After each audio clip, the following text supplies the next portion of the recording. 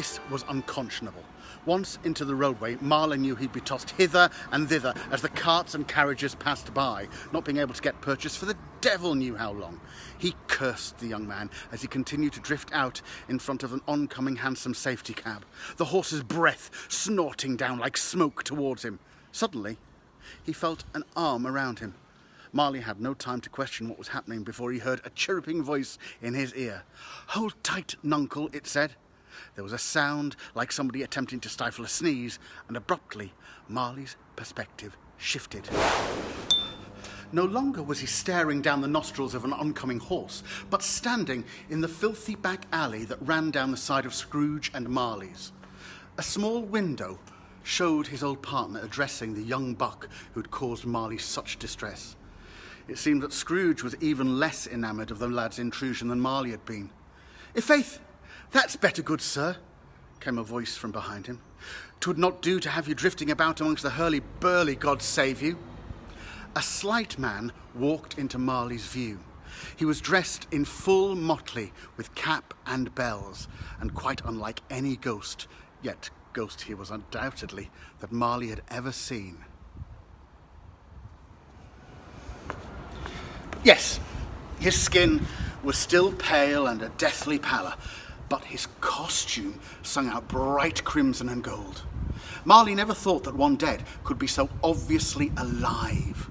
The green eyes danced with intelligence and wit. His neat goatee beard framed a sardonic mouth, and his chin jutted out defiantly. This face was recreated in miniature on a stick that jigged and danced in the jester's hand constantly. Marley took against him in an instant. He'd never thought that it was possible that ghosts could be cheery. So now faced with this jolly little spectre, his fury bubbled and spat like an unchecked kettle. "Humbug," he said. The word echoed queerly in the alleyway. "I most humbly beg thy pardon, good sir," said the little jester. "I say humbug to you, good sir. Humbug!" Again, that curious echo on that one word. It was as if someone was repeating it in order to mock Marley. "A good day," Marley continued. "It's been many a year since I've had the pleasure of a good day, and I doubt I shall be granted the luxury ever again." The jester stumbled back in feigned shock at Marley's tirade. "Oh, marry, nuncle, surely thou dost not mean such a thing." "I do," Marley said. "What right do you have to be merry? What reason? You're dead enough." "I am that, sirrah, but as dead as I am, I may not be so dead that I cannot revel." And with this word, the fool started to caper in the most undignified way. Marley boggled.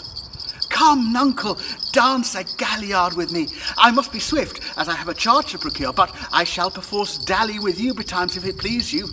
"Please me? Take your hands off me, you noxious fright," Marley said as the jester attempted to get him to jig along with him. "Why do you insist on this folly? Can you not see my chains? What reason have I to dance? I am shackled to the cold, dead earth. You must be a fool indeed if you rejoice in this never-ending torment." "But, nuncle, thy suffering—" "My suffering? My suffering is my own affair," returned Marley. "I'll thank you to endure your death your way, and let me keep mine in my own manner." The fool dropped hands and looked to the floor sadly. Marley turned on his heel, but was stopped by the fool's small, sad voice. "I'faith, all he does is suffer, uncle," he said. "What?" He turned to find the fool sat, cross-legged, upon the ground and addressing the head on the stick that he carried. "Ah, little me. That poor ghost is determined to be punished, and that's so very, very sad.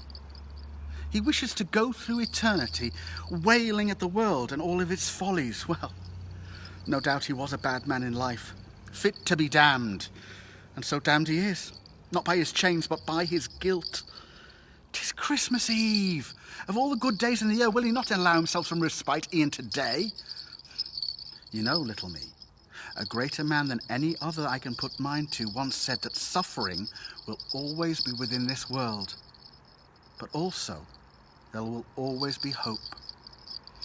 Over 300 years we've walked together, you and I, and I've know of no reason why that should change, but I am damned if I'm going to permit all that long time to pass in misery.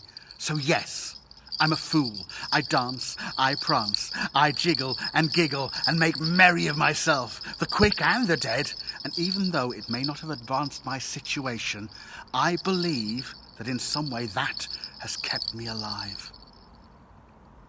Fool, said Marley, your words.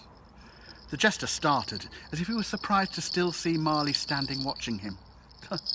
Ay, good sot, I have a pretty tongue to be sure. The fool stood and shook himself as if in attempt to shake off the melancholy. It was rumoured within the good court of the old king that his excellent and faithful jester could charm laughter from a stone and tears from wood. Saying this, the fool held his marotte, the painted facsimile of himself, close to Marley's face. In his rough carved visage, Marley fancied he could see sadness beyond the painted smile, a nobleness within the haughty brow, and a sudden stream of water which gushed out of both eyes of the simulacrum and hit Marley square in the face. Marley's rage exploded. "Fool!" he shouted, not able in his anger to lay breath to any more than this one syllable. "Fool? Aye, any man who argues with a fool often discovers that in the end he's in fitting company," said the jester. "Come, my good sir, laugh at thine own folly. Laugh! Dost thou not see it's the only release possible?" Marley was just about to rebuttal this most paltry of arguments when he saw a shadow cross the jester's face. With extreme dignity, the jester lowered his eyes and said, "Forgive me, my lord."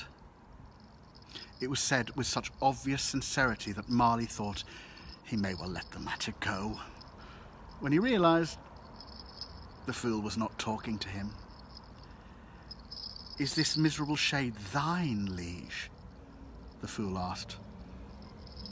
Marley looked around. He couldn't see anyone. Nevertheless, the jester reacted as if he'd been addressed. "Ah, no, of course, not him directly. Then I shall away, my lord. I see my charge now," said the jester, who suddenly disappeared in a sneeze. He reappeared in the office behind the taller of the two gentlemen that were already in there. He was a rangy man with dandelion clock hair and a salmon pink suit. The fog crept through old Marley as he stood. Quite alone, he was sure, in the alleyway. He tried to consign the jester's strange change of mood to another of his whims, and yet he found he could not. By the Lord, it was cold. The cold had, of course, been with Marley since the day of his death, like an all-too-loyal dog. But now this cold turned rabid and bit at him. He fancied his ghostly bones freezing and rime forming on his spectral skin. Also, he felt observed. You know, I'm sure of that queer little itch right in the small of one's back that lets you know that something bigger and more dangerous than you is watching you from the shadows.